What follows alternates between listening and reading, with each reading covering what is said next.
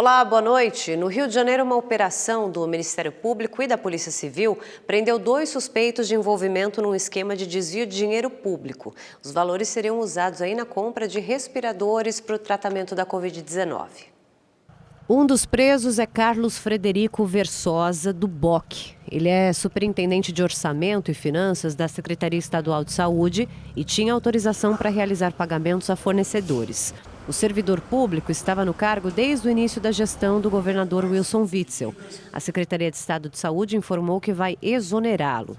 De acordo com as investigações, Carlos Frederico teria autorizado o pagamento adiantado de cerca de R$ 9.700.000 para o fornecimento de respiradores.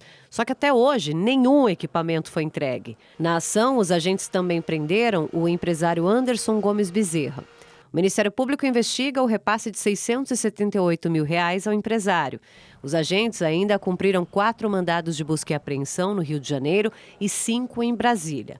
A ação é um desdobramento da Operação Marcadores do Caos, que desde o início de maio investiga fraudes na compra de 1.000 respiradores para o tratamento de pacientes com a Covid-19.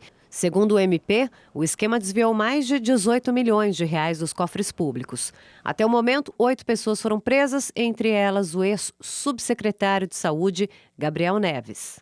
Bom, vamos ao balanço dos casos de coronavírus aqui no país. Segundo o Ministério da Saúde, o país, então, tem mais de 463 mil recuperados já da doença, quase 445.400 estão em acompanhamento e são 46.510 mortes até agora. E olha só, 2 homens invadiram um prédio em Santo André, no ABC Paulista, e um deles se deu mal, viu? O que aconteceu foi o seguinte: o porteiro desconfiou dos criminosos e desligou a força do elevador onde estava um deles. Aí o ladrão ainda tentou ali escapar com a ajuda de um pé de cabra, forçou a porta várias vezes sem sucesso. Ele foi preso já com a chegada da polícia. O outro homem conseguiu fugir.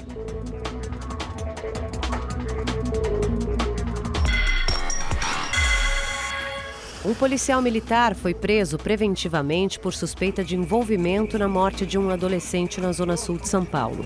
O sargento Adriano de Campos foi identificado nas imagens de câmeras de segurança. Guilherme Guedes, de 15 anos, foi visto pela última vez na madrugada do domingo. O vídeo mostra o jovem conversando perto de uma viela ao lado de onde morava. Poucos minutos depois, aparecem 2 homens. Segundo a investigação, o que parece segurar uma arma é Adriano. O outro ainda não foi identificado. Segundo a polícia, o sargento é dono de uma empresa de vigilância que faz a segurança de um galpão perto da casa de Guilherme. Parece que teve um furto e os moleques foram em direção àquela viela, próxima à casa do Guilherme.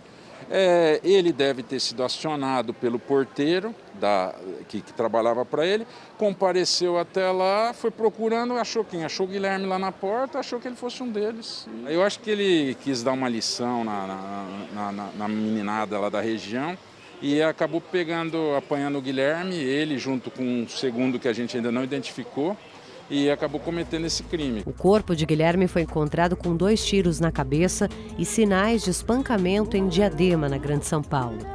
Um rapper foi morto por uma bala perdida durante um tiroteio entre facções criminosas em Macaé, no Rio de Janeiro. Giovanni Nascimento de Oliveira, mais conhecido como Enibe, ainda passou por cirurgia, mas não resistiu. O rapper de 27 anos não tinha passagem pela polícia. O comando da PM não se manifestou sobre a morte do rapaz. O deputado Fábio Faria, do PSD do Rio Grande do Norte, tomou posse como novo ministro das Comunicações numa cerimônia no Palácio do Planalto. O ministério foi criado pelo presidente Jair Bolsonaro. O evento contou com a presença do presidente Jair Bolsonaro, além dos presidentes do Supremo Tribunal Federal, Dias Toffoli, e da Câmara dos Deputados, Rodrigo Maia. Ministros, parlamentares e representantes do setor de comunicação também estiveram presentes. O novo ministro das Comunicações está no 4º mandato de deputado federal. Durante a cerimônia de posse, Fábio Faria afirmou que aceitou o desafio para chefiar a pasta, mesmo diante das mudanças que o coronavírus trouxe ao país, como a necessidade ainda maior de usar a conectividade. Ele ainda garantiu democratizar o acesso à tecnologia. Passo fundamental para esse objetivo é a implementação da infraestrutura para o 5G, que permitirá uma banda larga móvel de altíssima potência e qualidade com impacto significativo na economia, além de proporcionar aos brasileiros grande acesso ao conhecimento. O ministro também citou o trabalho da imprensa e agradeceu a força e abrangência dos veículos de comunicação e defendeu a conciliação no Brasil. É preciso, sobretudo, respeito e que deixemos as nossas diferenças político-ideológicas de lado para enfrentarmos esse inimigo invisível comum que, lamentavelmente, tem tirado a vida de milhares de pessoas e gerado danos incalculáveis à economia. Tudo que o Brasil precisa hoje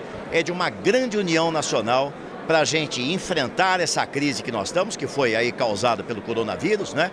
Com consequências, evidentemente, para a nossa economia. Nós temos que reconstruir o Brasil, é muito necessário nesse momento nós temos uma união nacional e é um nome de conciliação.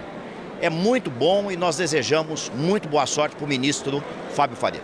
O presidente Jair Bolsonaro cumprimentou Fábio Faria pela coragem em assumir o Ministério das Comunicações e se mostrou confiante do trabalho do novo ministro. Quanto melhor estiverem as nossas comunicações, transmitindo sempre a verdade na ponta da linha, melhor estaremos todos nós.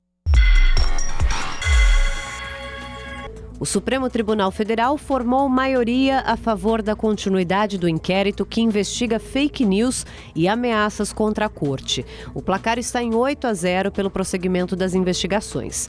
Para a maioria dos ministros, o STF tem o direito de abrir um inquérito para apurar ameaças. O pedido para interromper o processo foi feito pelo partido Rede Sustentabilidade. O ministro Edson Fachin, no entanto, resolveu levar o caso ao plenário. O julgamento será retomado nesta quinta-feira com o voto dos últimos 3 ministros.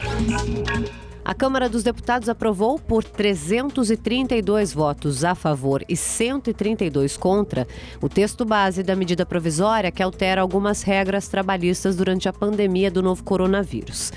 Entre as mudanças estão a previsão de adoção do teletrabalho, a antecipação de férias e feriados, adiamento dos depósitos do FGTS e a concessão de férias coletivas. De acordo com a MP, a aplicação de qualquer medida se dará por meio de acordo entre empregado e empregador. As mudanças são temporárias e valem até o fim do estado de calamidade pública, previsto para 31 de dezembro. O texto ainda precisa ser aprovado pelo Senado. Bom, a taxa básica de juros atingiu o menor patamar desde 1999. A Selic, que estava em 3%, agora foi para 2,25% ao ano. Essa decisão do Copom, o Comitê de Política do Banco Central, veio apoiada na queda do nível de atividade da economia mundial por causa da pandemia do coronavírus, que impactou os índices de inflação em vários países. Vamos falar do futebol? O governo de São Paulo definiu a data para que os clubes possam retornar às atividades. É dia 1º de julho agora, com a presença apenas de jogadores e comissão técnica. A Federação Paulista não gostou muito da decisão. Por meio de nota, a entidade disse que os profissionais seguem impedidos de trabalhar sem que haja uma explicação plausível e científica. Os protocolos de higiene e segurança foram apresentados ao Centro de Contingência do Coronavírus por médicos da Federação.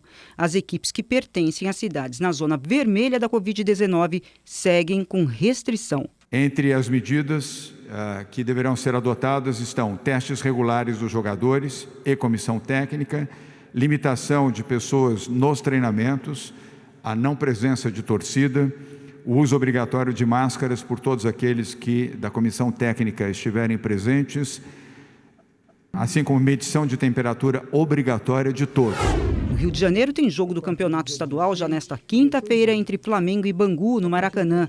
O martelo foi batido numa reunião entre o prefeito Marcelo Crivella e representantes das equipes e da Federação Carioca. A decisão tem o aval da vigilância sanitária, apesar de um hospital de campanha para o combate ao coronavírus ainda funcionar no estádio. Se ela liberou, é porque não tem risco. Não tem risco para os jogadores, para os técnicos e para todos que vão ao estádio. Nem todos estão de acordo com a retomada da competição. Botafogo e Fluminense, com jogos marcados para segunda-feira contra Cabo Friense e Volta Redonda, respectivamente, só querem atuar em julho. É impraticável o Fluminense e o Botafogo jogarem na segunda-feira. Nós vamos ter 3, 4, 5 dias de treinamento. Isso não existe. Os jogadores do tricolor carioca também se manifestaram contra o retorno do estadual. Disseram que o país ainda vive um cenário de muitas mortes diárias e não se sentem confortáveis em colocar mais pessoas em risco. Caso não entrem em campo, a FERJ pode aplicar WO para as equipes. Nessa quinta-feira, o projeto Unidos do Bem, que distribui cerca de 3.000 marmitas por dia para pessoas carentes e em situação de rua na cidade de São Paulo, faz um leilão beneficente para levantar recursos. Entre os objetos que serão leiloados, olha aí, estão camisas autografadas da Seleção Brasileira, do Gabigol, camisas do Palmeiras, também do Lucas Moura, atleta do Tottenham. Esse leilão vai ser às 8 da noite nas plataformas digitais desse projeto aí. Hora de falar do Rede TV Plus, que garante interação e chances de ganhar prêmios. Você participa de maneira interativa dos programas e ainda concorre a um festival de prêmios. Tem smartphones e até carros. Para saber mais e participar é fácil. Todas as informações você encontra no site redetvplus.com.br. Anotou? Agora ficou ainda melhor assistir a Rede TV.